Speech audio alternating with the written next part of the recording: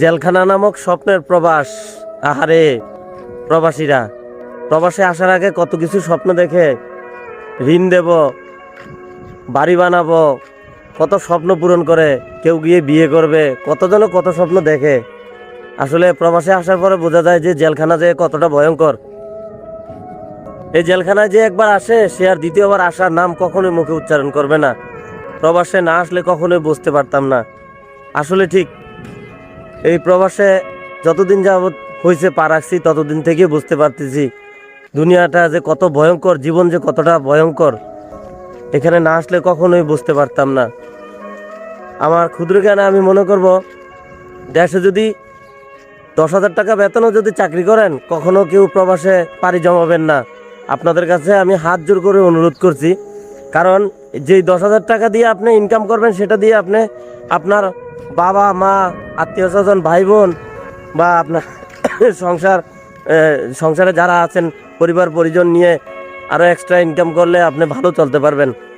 তো এই বুঝটা আমি আগে বুঝিনি, আসার পরে এখন বুঝতে পারতেছি আসলে কতটা খুব বেশি খারাপ লাগার একটা বিষয়।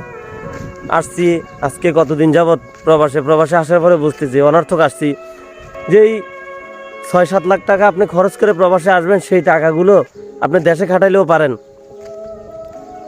অনেক বড় স্বপ্ন নিয়ে আসছি আমরা এই প্রবাসে, অনেক বড় স্বপ্ন নিয়ে প্রবাসের মাটিতে পা রাখছি, যা বলার মতো না।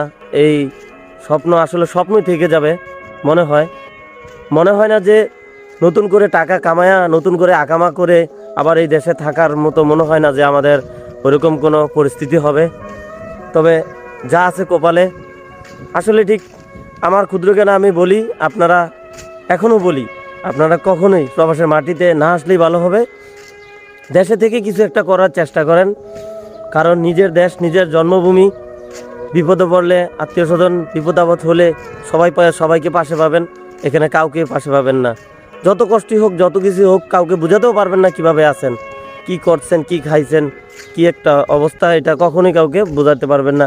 তো সকলের কাছে আমার অনুরোধ, কেউ পাড়ি জমায়েন না এই বিদেশের মাটিতে। তো সবাই ভালো থাকবেন, আমাদের জন্য দোয়া করবেন। আসসালামু আলাইকুম।